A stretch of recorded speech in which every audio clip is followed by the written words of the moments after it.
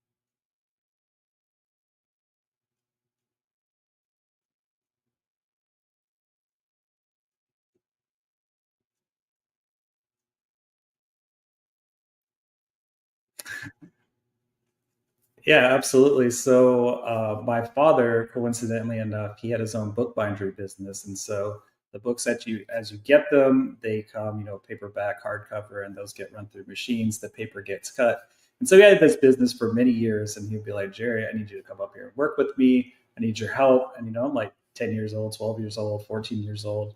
I'm like, "Dad, I got sports to play. Like, I don't want to go do that. Like, I got things to do. I don't want to go help." But having me there obviously instilled a work ethic in me, and so I've been working for a long time up there. I when I was even younger in elementary school, I was always up there. So like I learned the business and all that.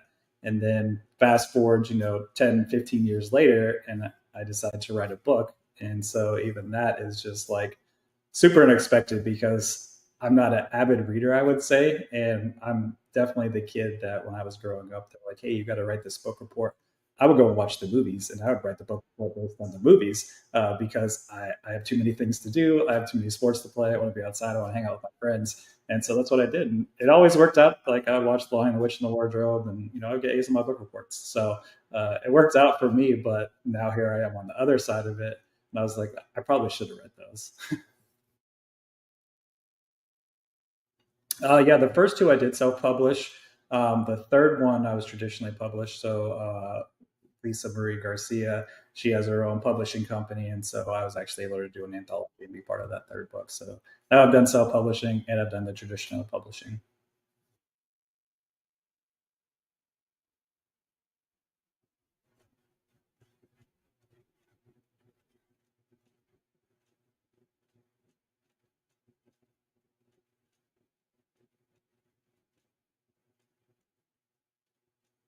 Oh yeah, absolutely. So the latest book that came out is "Leaving Stronger Than You Started," and so when Lisa approached me, she said that it's basically about like, hey, what's like the most impactful moment that's happened to you that you've left stronger than when you started.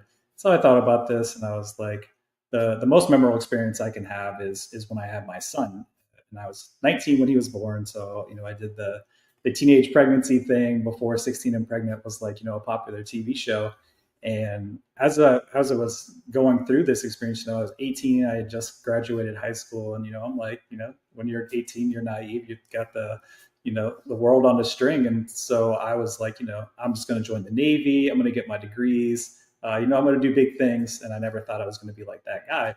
And so I had friends that had got their girlfriends pregnant. I'm like, not me. I'm too smart. Not going to happen.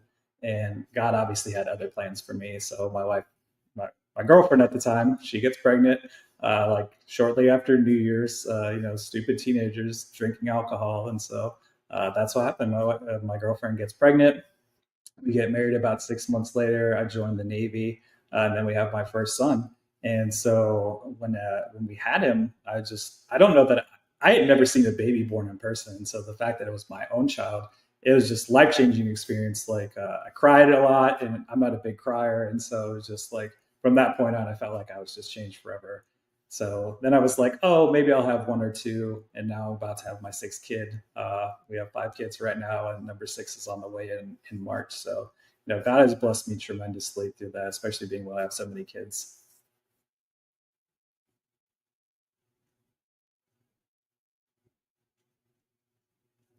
Yeah, by the grace of God, I'll say that. Just it's not easy. It is not easy. Marriage is tough. Being a parent is tough. So compound those things, especially at a young age.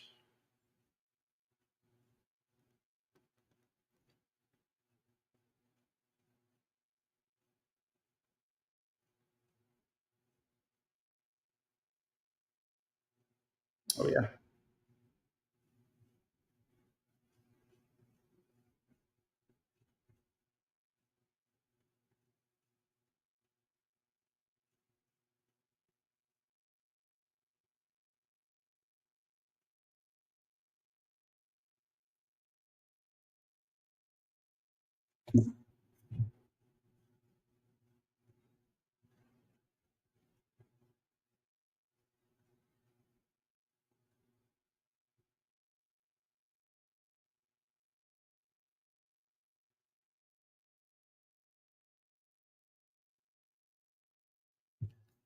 The military is a whole different lifestyle. There's just a lot of different people, a lot of diverse people. There are a lot of people from different backgrounds, different cultures, and so before joining the Navy, right? Like you have a select group of friends. You hang out with those select people from high school. You have your like cliques and all that, and so then you get taken out of your element, taken into the military and into boot camp, which is completely different. People are yelling at you all the time.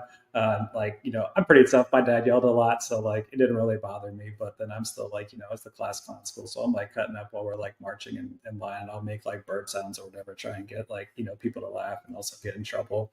But whenever you're in the military, you don't make a lot of money, so you get like certain allowances for month or for food. You get certain allowances for housing, and so I think the most I ever made in the military was something like $32,000. And so I went negative on my bank account a lot, especially when I first started out.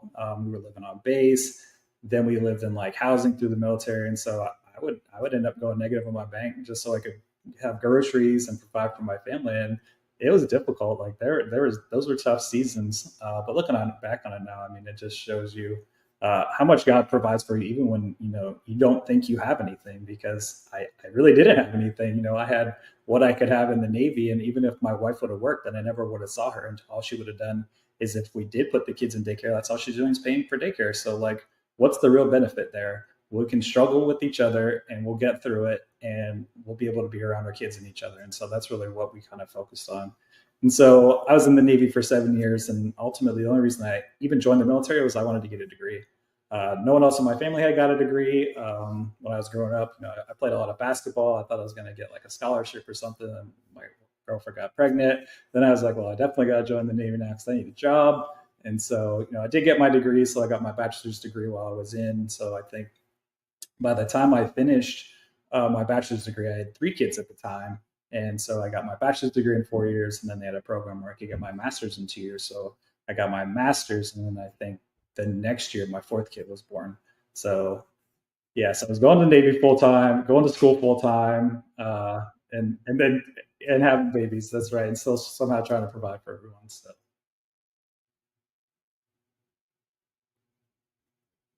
thank you.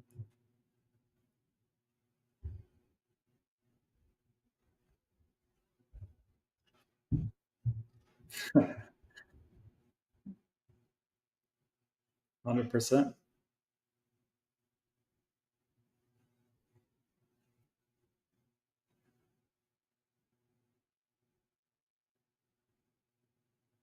Meth Murder and Amazon. That's the one that started it all.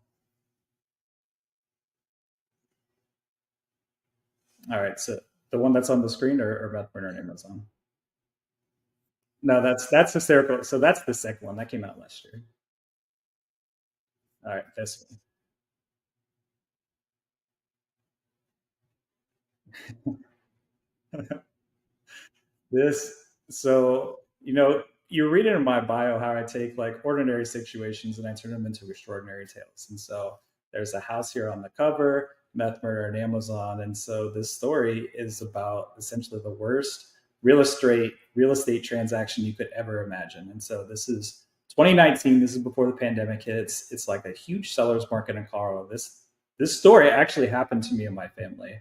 Now I change everybody's name, change all the locations, but what happened actually did happen. And so we go to sell our house in Colorado. We put it on the market. And the guy we bought the house from, he's my agent that's going to sell it. And so he's like, hey, this is going to sell in 30 days. It doesn't sell in 30 days. I come to find out he's actually not living in Colorado. He's not marketing the house. He's moved to Arizona, just doing nothing. And so the lady that's like his assistant was like, hey, I'm leaving. I'm going to a different firm. Why don't you follow me? I was like, great. We already have a good relationship. You met my family. You found out my kids, like all this stuff. So then 30 days goes by. I'm on real estate agent number 2. Well, they don't tell you all this stuff about when you sell your house, but what one agent does, the other agent doesn't do. So she's like, no, we have to scrap everything. We need to take new photos, new description. So like we lose like another month. So then everything gets up and we're like, I can't take this. Like we need a vacation. So we go to see my mom. My mom gets diagnosed with like early stage lung cancer at this time. So we're like, hey, let's go see my mom. She's older. She's not gonna be around forever, right? Let's go spend some time with her. And so this is when the crazy stuff happens. And so we're away, we're in Florida, we're hanging out, we're supposed to have an open house. And so during the open house, I get a call from my real estate agent like 30 minutes before it's supposed to start. She's freaking out. She's like, Jerry, someone is inside the house. And I was like, what do you mean someone's in the house? She's like, someone's inside the house and they're hiding under the bed. I was like, what? She's like, yes. Is anybody supposed to be here? I'm like, absolutely not. It's an open house, right? And she's like, great. I called the cops. Cops show up, nobody's there. So then they're like, what happened? So we lose the open house. My wife's like super upset. We're in Panera Bread, like talking, and she's crying, like she's so upset because like we've already had like a tough situation for the last couple of months. 4 days later, I get a call from the same real estate agent, and she's like, Jerry, we smelled something burning in your garage. It smelled like burning plastic. We had to come back to the house because we left like the garage was open or something like that. They're like, I was like, oh, is there an electrical fire? Like, what's happening? And she's like, oh, well, burning plastic, that means meth. And so we think someone could be making meth on the premises. Someone was smoking meth on the premises. And so we're going to flag your house in the MLS for suspicious behavior if you do not get a meth test done. I said, you're absolutely not going to do that. I will sue you. So fired her, come back home from Florida, and then I really find out that it's my real estate agent who's doing all of this. The one that I met, all this stuff. She actually calls the cops on me, says we must have murdered someone, hit the body under the bed, like crazy stuff, right? And I mean, I've got speeding tickets, but like I've never been arrested, nothing. And so obviously this crazy stuff happens. So now I have to get another real estate agent. So now I'm on 3 real estate agents, finally sell the house, move to Colorado. But it's like the craziest set of circumstances. Like you think like you've had a bad experience selling a house, like this has got to be up there, like one of the top worst experiences. So after all this happens, I'm like, hey, I was talking to a friend about it because I used to work at Amazon, so that's how the Amazon comes into play. And I was like, meth murder on Amazon. I'm going to write a book about this. And like we laughed about it, like, ha ha ha, that's what's funny. And then what led to me writing the book was I do a lot of technical report writing at work, and I wrote a guy that worked for me submits a report to the client, and the client calls me like the very next day, and she's like, Jerry, this report is exactly the same as last year. This has to be corrected. It says we did things we didn't do. You said we went on site. There is no on site because COVID's happening at this point in time. And I was like, oh no, please don't say this is true because this is like a 500-page report. I look at it. I start going through it. It's 100% the same. And I was like, this is going to take a lot of work. What makes it bad is that the guy who plagiarized the report stole it from me. I was the one who wrote the report the year before. So he literally took what I wrote, said this is his report, passed it off to her. So now I have to go in and rewrite the report. It takes me 2 months to fix it. I had like 200 pages. So it's like a 750-page report at this point. And I get done with it. I'm like, I wrote a novel. Like, I feel like I just wrote a novel. Like I put so much work into it. I'm like, that's it. I'm going to write a book. And I told people this and they're like, no, you're not. They didn't believe me. They're like, haha, yeah, sure. You're going to write a book. I'm like, no, I'm really going to do it. And so that's how it started.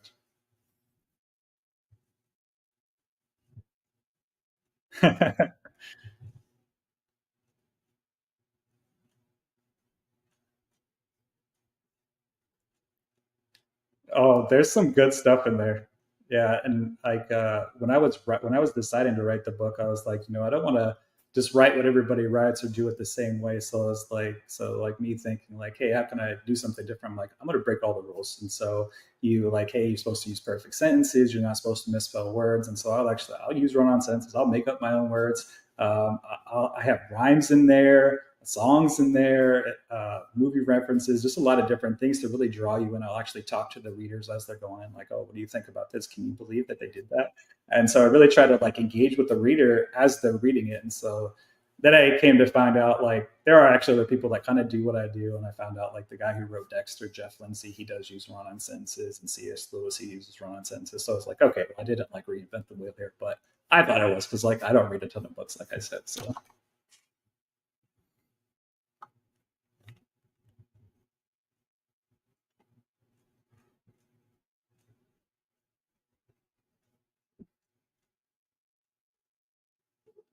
she's the one who called the cops on me, and we got the police report. So there's actually a police report on there of what was said on the call, everything like that. And so like I have a crazy reenactment of like what it might have sounded like. She blames somebody else. She's like, I didn't call the cops. It was the lady that I was with. It was our real estate agent. And so yeah, the meth was just like, oh, I smelled this before. And then she's like, I had family members that dealt with it, so I know what it smells like. And I was like, well, I don't know what it smells like. I've never been accused of anything like that. Like, what have you been doing in my house?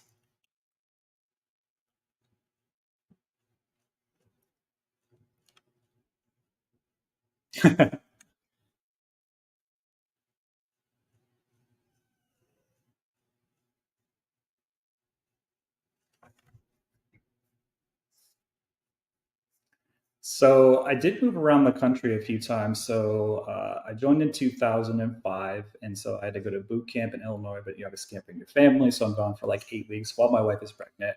While we're in actually boot camp, like she gets to visit for like a few days, goes into preterm labor. So then we have to go to the hospital, and I think she's like 7 or 8 months pregnant at the time. They're like, you're not far along. Like, we got to give you steroid shots so the baby's lungs develop in case you have this baby. But they're like, we do not want you to have this baby. So like we deal with that.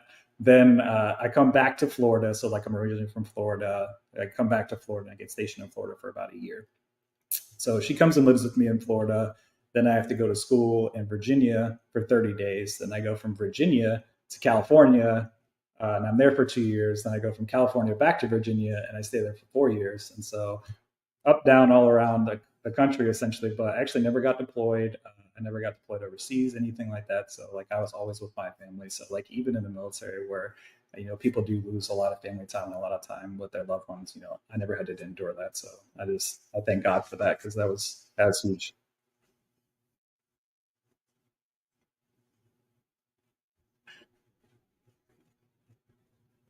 Yep, that's right.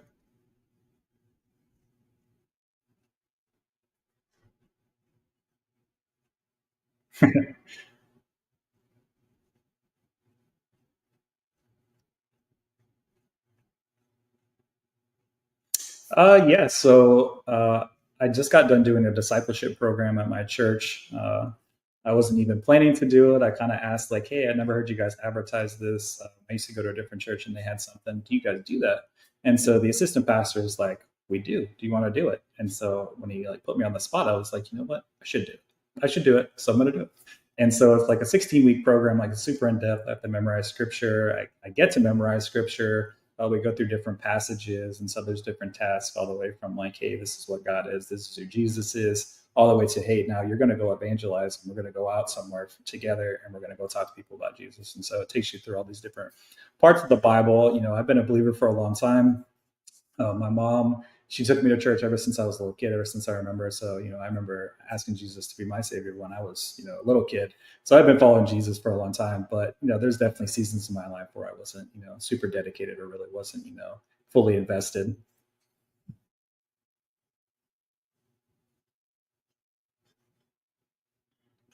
Absolutely.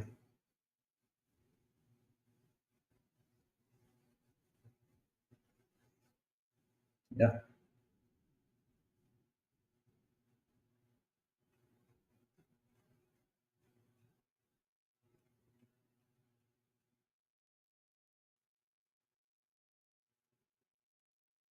absolutely.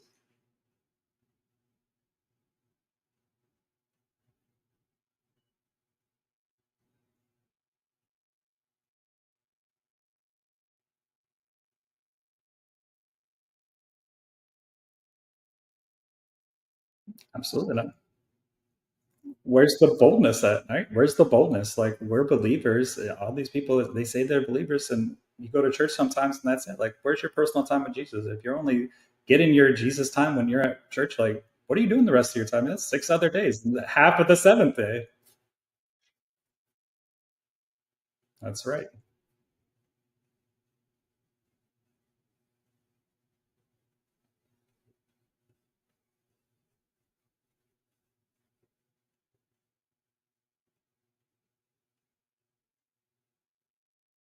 Mhm.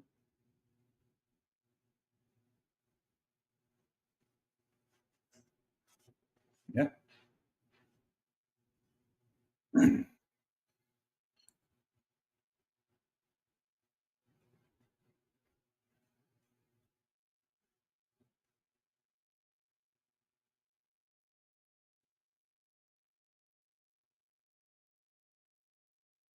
absolutely. Yeah, I mean, all the ones that we have so far that they said that they accepted Jesus, we saw them get baptized, and so that's like one of the proudest moments you can have as a parent. Like, yeah, they're gonna have a job, maybe they go to college, maybe they won't, right? But like, are they gonna be with Jesus forever? Like, that's the most important job. If you can't get him to do that, but you have all these things, like, really, what did you do? What are you working for?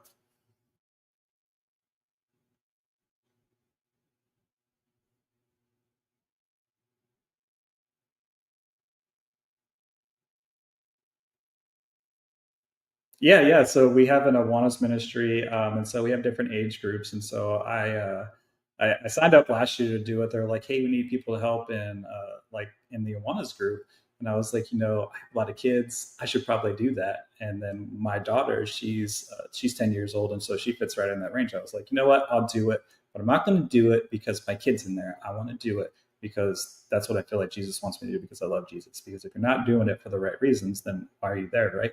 And so, like, as I thought about it, I was like, I'm going to do this. And so the guy that was there, he was leading it.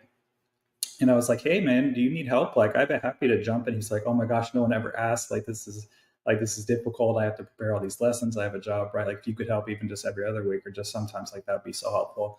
Well, I did end up helping. I helped out, every other week, and then there was a time where he got sick or whatever, and I would just jump in and help. He actually ended up leaving, moving out of state over the summertime, so he's gone. So then they're like, "Hey, we need someone to lead the Awana group, like be the large group leader." And so I was like, "I'll do it. I've already done it. I'll continue to do it." And so, my kid's gonna go into the high school group next year, and I'll be like, "No, I'll still stay behind." I feel like if that's where God wants me, then that's where I'll stay. So yeah, with 9 to 11-year-olds, I think there's about 50 of them in there or so. So yeah, I get to pour Jesus into them and just pray for them and just talk to them.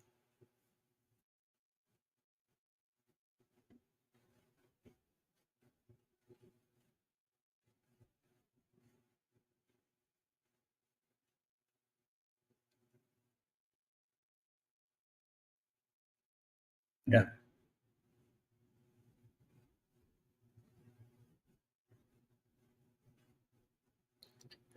Yeah, it's a little bit condensed this right now this year compared to last year. The church is actually building a new building, right, like right across the yard there, and so like there's less time to be outside because they have less space because like there's all this construction going on. So they get like 10 minutes, but they were getting like 15, 20 minutes. But then we do a large group discussion. So like I think last week or this week we were talking about how God is just. He's a just God. He's righteous. He shows no partiality. That's why he makes the sun shine on the just and the unjust. And so asking them questions, having them participate, and then just, essentially just talking to them like, "Hey, this is who Jesus is. You want to be with Jesus? Do you not want to be with Jesus? Right? These are the ways that you do it." And so kind of just talking with them, but then we break out into our small groups. And so I have fifth graders. I think there's five of them with us, and so we just kind of be like, "Hey, how you guys doing? We just had this hurricane came through," and so I just talked to them like, "Hey, do you guys need anything? Can I pray for you guys?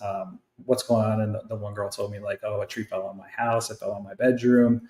And so I was like, "Oh, that's terrible. Like, are you okay?" She's like, "Yeah, it didn't come through, but like everybody was like super scared." And so like, she's gonna remember that. And so I just want to make sure like she knows like I'm there, the church is there, like, right, like we're all here, we're united behind her. And so I think kids sometimes miss that, right? I mean, they get that from their parents sometimes, but like, who else in their lives are pouring into them besides their families? And so I think Kiwanis is a great way to do that.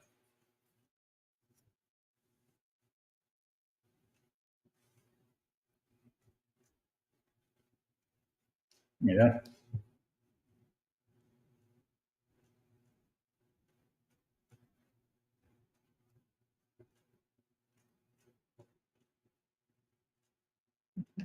yeah, yeah. So like, yeah, we had a bunch of trees go down in our neighborhood. I had two trees in my front yard, and so like my house is facing like this, and all the trees like fell like 25 feet, but completely sideways, and so almost all the trees in the neighborhood fell like that.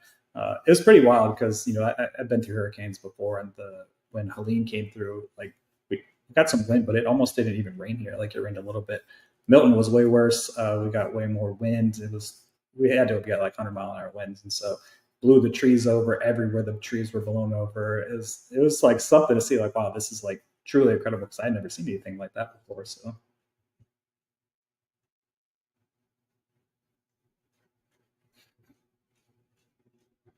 yes, yes, I do. Yes, I have a job.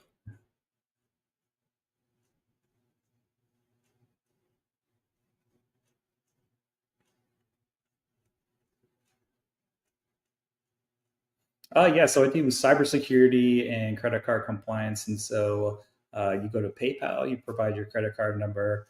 PayPal needs to take that in a secure way, and all the infrastructure that supports everything that you see, everything that you interact with, has to be compliant based on a standard. Anywhere from like how they store your data, how they transmit your data or send your data, where they send it to, and everywhere downstream to make sure that the entire integrity and the security of your card is protected. And so that's what I do. It sounds super interesting, but all I do is I write a lot of technical reports at the end of the day.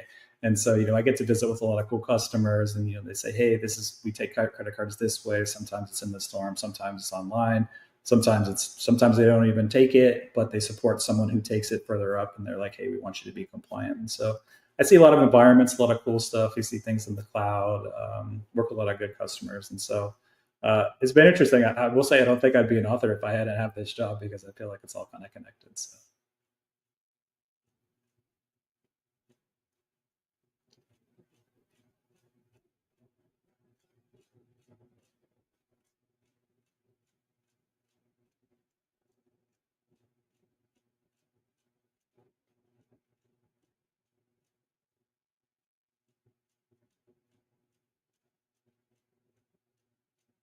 I mean, I would say the biggest thing is like have a relationship with your kid, right? I mean, spend time with them, be interested in what they want to be interested in. At the end of the day, they just want to spend time with you, right? And so if they're like, hey, daddy, I want to do this, and you're like, oh, 5 more minutes, I need to do this thing. Well, it's never 5 more minutes. 5 minutes turns into 15, turns into 30, and then it's 2 hours later. And they don't come back and ask. And soon enough, they're going to be so old that they're not even going to care to ask. Like, oh, dad's busy. I don't want to bother him. And so just making sure that like your kids know, like, hey, they can come talk to you, even if you're on your phone, on the computer, even if you're on a work call. Like if they come in and ask me something on a work call, like, oh, hold on. And I'll be like, hey, is this something that you need? Is it important? If not, I will talk to you later. But I see you, right? Like I see what you're doing. I see you have something you want to ask me, unless it's important, right? Like we can talk in a few minutes.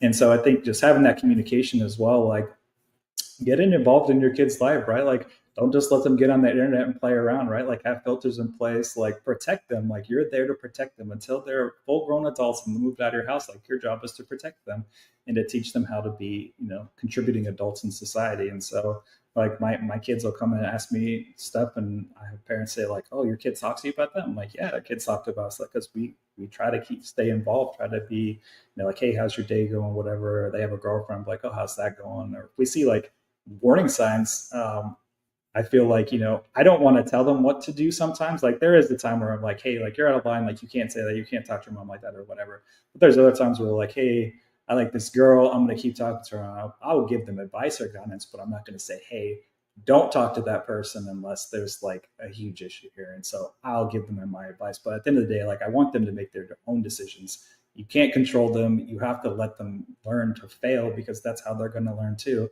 And so just encouraging them like, hey, like I might not do that, but if that's what you want to do, go right ahead. But if it ends this way, don't say I didn't tell you, right?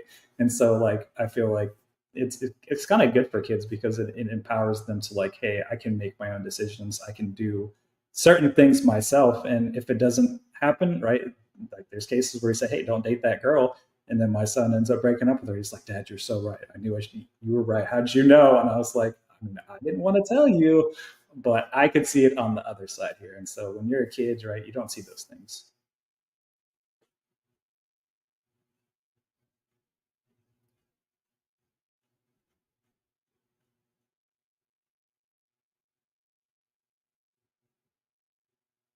Yeah,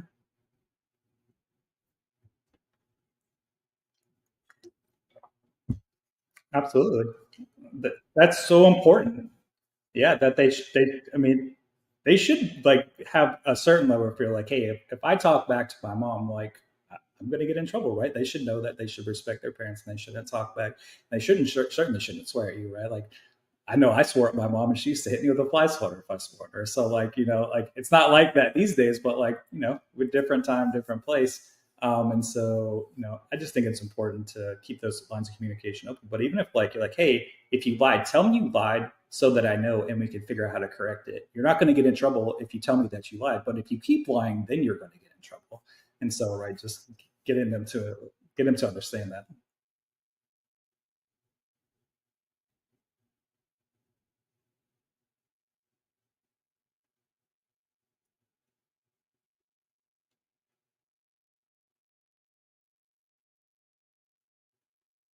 Yeah, exactly. Yes,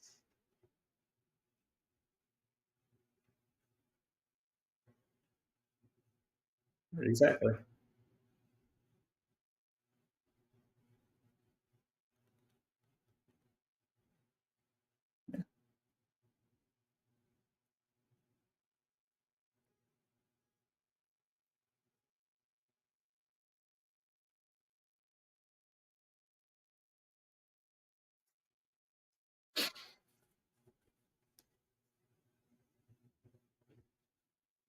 So it it is a little bit.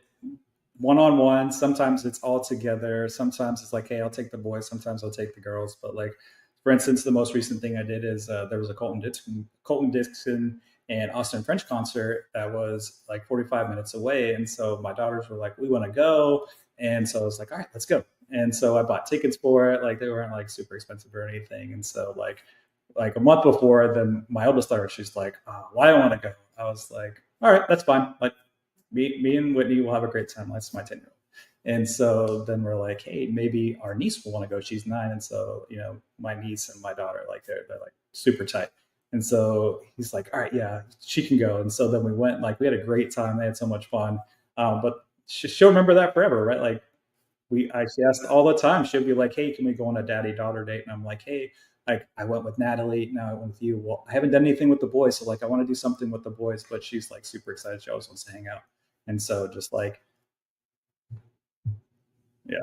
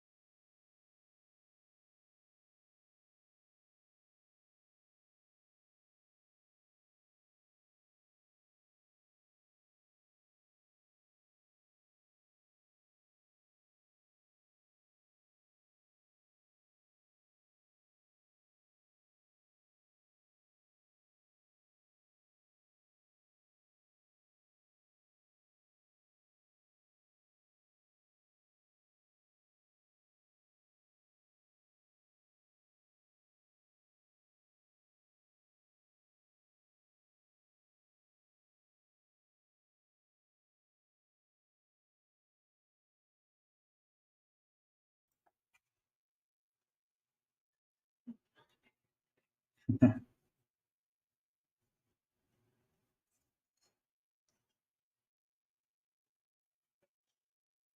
right. So this is my second book. This is called Hysterical Hangouts with the Hind Legs. And so this is essentially every boyfriend's, experience whenever they're dating their girlfriend. Hey, you're going to meet the parents, you're going to get married. And so her family becomes your family. And so what I do is, I have a lot of experiences. My wife has seven brothers and sisters. She has three brothers. And so I was like, hey, wouldn't it be fun to write a book that's like you're watching a reality show? And so I title each chapter an episode, right? So it's literally like episode one, episode two, season one, season two. And so I literally write it like you're watching a reality show. And so the camera will be hidden and it'll be like, hey, he looks at the camera and says, and so you can literally visualize like, hey, I'm literally watching a show, but in my mind. And so I thought this would be a really fun experience. I looked around, I didn't really see anything that had been tried like this before. And so that's kind of like what I like to do with the books as well. Like I want to create like a fun experience or a unique experience. So you'd be like, hey, what's this guy going to write? Because last time we wrote this, now he's writing this, now he's writing something else. And so it's just all, you never know what you're going to get.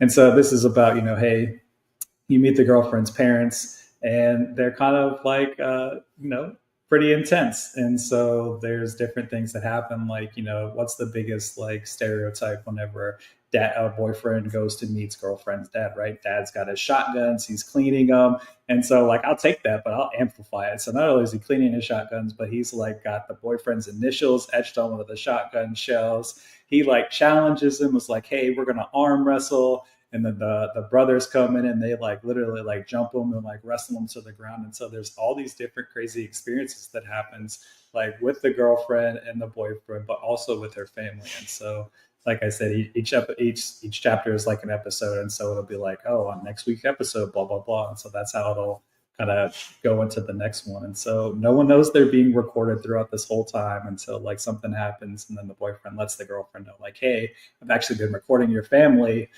She's not even upset. She's like, you've been doing what? Why didn't you tell me? Like, I want to be a part of this. And so she joins in on it. It's like, hey, we should set up cameras this way and that way. Until it gets to the very end, and then he like has this huge reveal, and it's like, oh, by the way, I've been recording you. And they're like, no, you haven't. And he goes on and he logs into the cloud and he shares, like, starts streaming the content of like all these events that happen.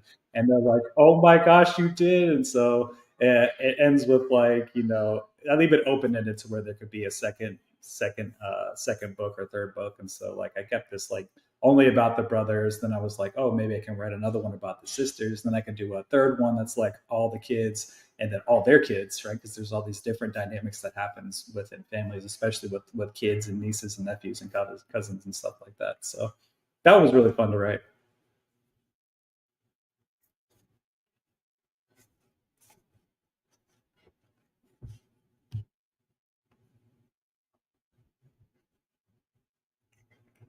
I thought about like even the first book that I read. I was like, man, this could be like a really good TV show, because like this isn't the only thing that happened. Like everybody's like, oh, you're gonna write a sequel. I was like, I could actually write a prequel, because this house that I sold, like I had crazy stuff happen when I was trying to finish my basement. And so it's like I could literally write a book about it. Then we moved into this house and I had crazy stuff happen in this house. I could literally write a book about this house. I could literally write three books right there. And I was like, man, Ryan Reynolds would be like the perfect guy to play the main character in Meth Burn Amazon, because like, hey, he's just like a normal family guy. He's trying to sell his house and all this crazy stuff happens. Like he's hilarious. Like I feel like he would do a good job. So, but this one, the hysterical hangouts with time legs, yeah, I think that would be like a hilarious idea for show as well, right? Because you can just keep going with it. And so it's like a Florida family, and like people in Texas could probably relate to, like, oh yeah, I know my dad would have his guns out, right, trying to intimidate my boyfriend. And so like, I'll take those stereotypes, but like I'll go like way over the top with it in this one.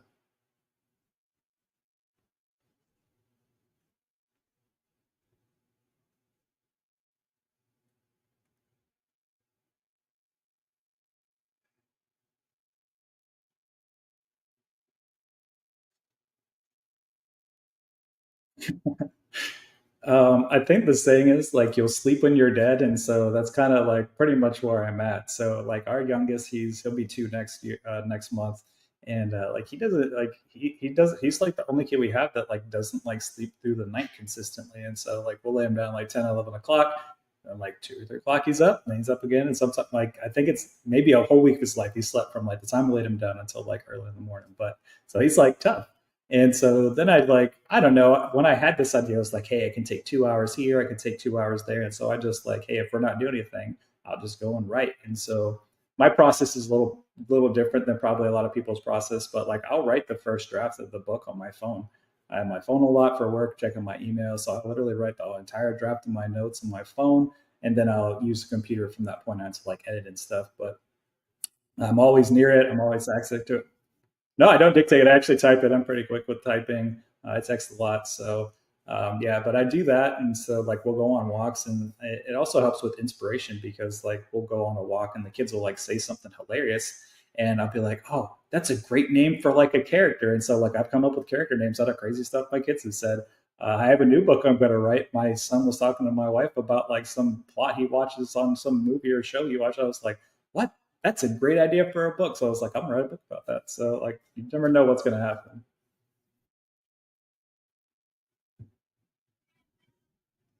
They do. Oh, it is. And especially when they're young, and they don't lie when they're young either. So like, it's true. Like what they're saying is probably what mom and dad said, or like one of the family members said. Like, where did he get that? Like, I've never heard him say that before. Like, yes, you do. You said that.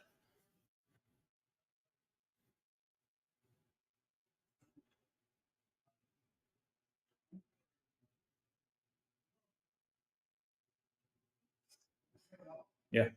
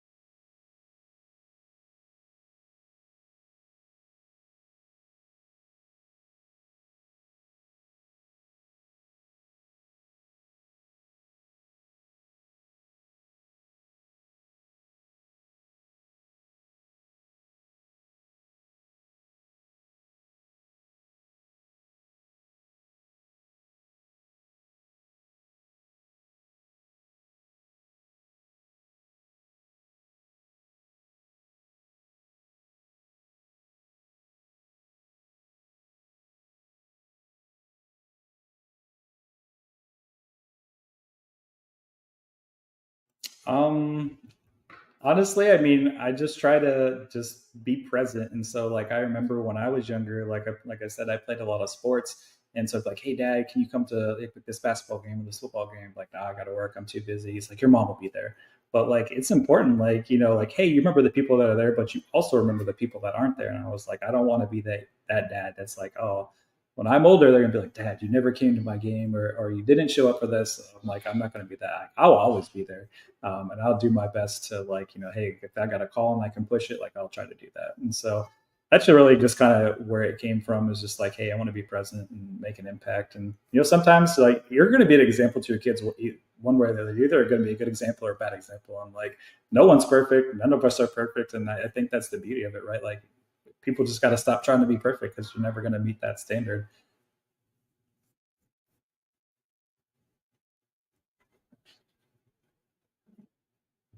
That's right.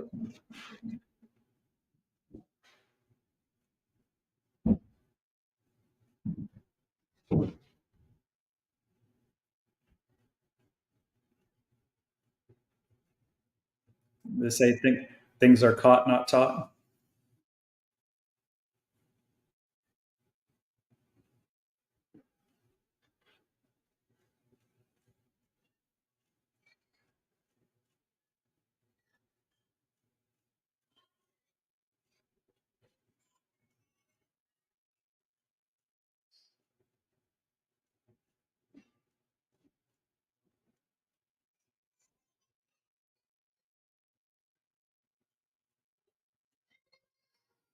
Exactly.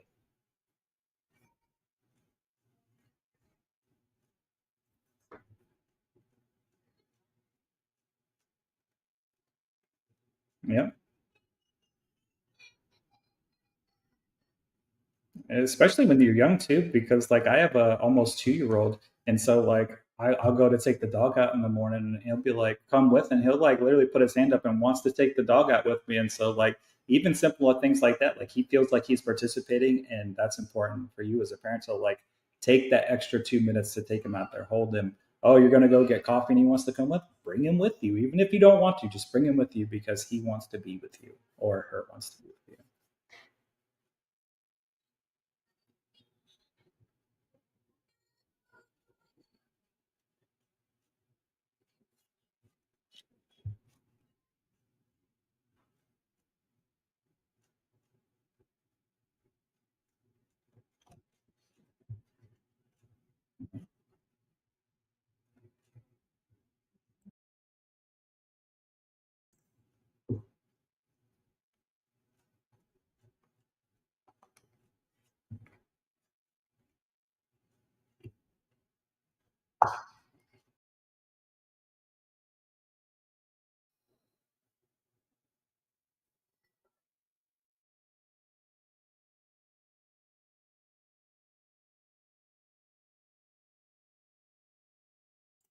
It's playing now. It was playing. Yeah, yeah, I saw it. It stopped and then you hit it and then it played it.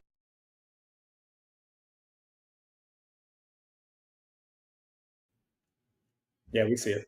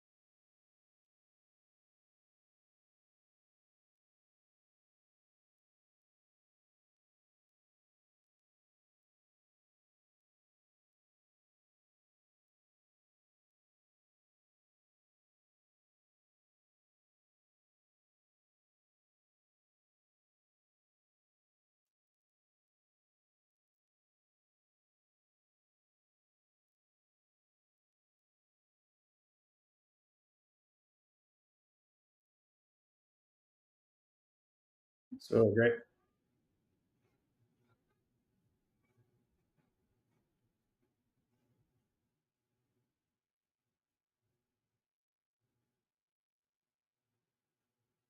All right. So yeah, I'm working on a couple new books. I have a new book hoping to be coming out probably in the next 6 months to a year. And then I'm working on another one I'm really excited about trust issues, and how we as humans we have trust issues. All of us do, and I don't think it's crazy to say that.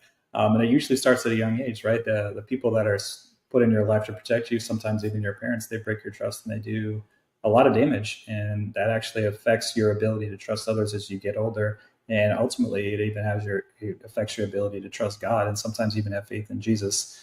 And so my goal is to create this book and point people to Jesus by also showing them like, hey, you're putting your trust in the wrong place. Your trust is in humans, and humans aren't trustworthy. Like, we're evil, we do all sorts of things, we sin, we lie, right? Like, your trust will get broken. It's a guarantee. And so don't let bad situations or bad things that happen affect your ability in that way. And so ultimately it's about pointing people to Jesus and doing his will and accomplishing, things for him to his glory. And so that's the book that I'm really excited about. I can't wait to write it because I haven't even started yet, but I have an idea about it. And so, yeah, I got 2 more books coming, hopefully in the next, year or so.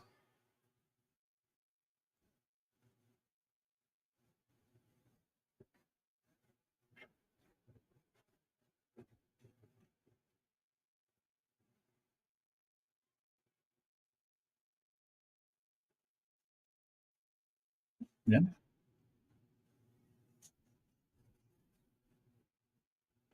Sometimes you don't even know. Yeah, I realized this whenever when I was going through the discipleship program, I literally just finished yesterday after 16 weeks. And the very first week, he's like, "I want you to write your testimony." I was like, "Well, I've been saved for a long time. Like, my testimony is boring." He's like, "No, everybody's testimony is great. You're gonna write it. I'm gonna make you write it." And so I wrote it. And as I'm writing, I'm like, "Man, my trust was like the first time. Like my very first memory was talking to a psychiatrist when I was like 3 or 4 years old." And so, like, some people have really great, hey, my first memory was like, oh, my dad taught me to do this or whatever. Like, I had bad experiences.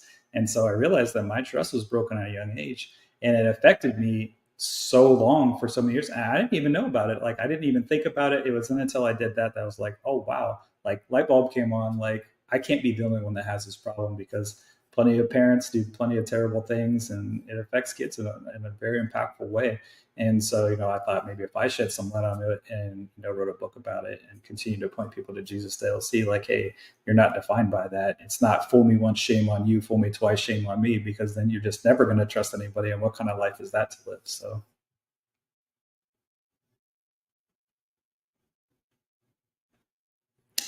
she actually passed away. So she passed away like my first book came out, and then the next month she passed. So she actually got to see me become an author and stuff, which was really cool. She was older. She was 82, I think, when she passed away. So yeah, she passed. My dad passed 10 years ago. So yeah, now I got my sis or my wife's parents. So they're great. Yeah,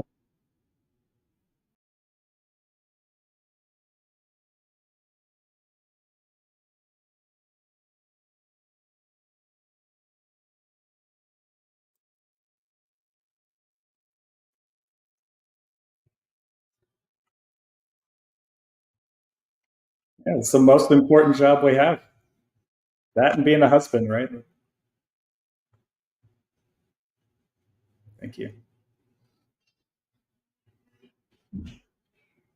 God bless you. Yeah, it was wonderful. Thanks again for having me.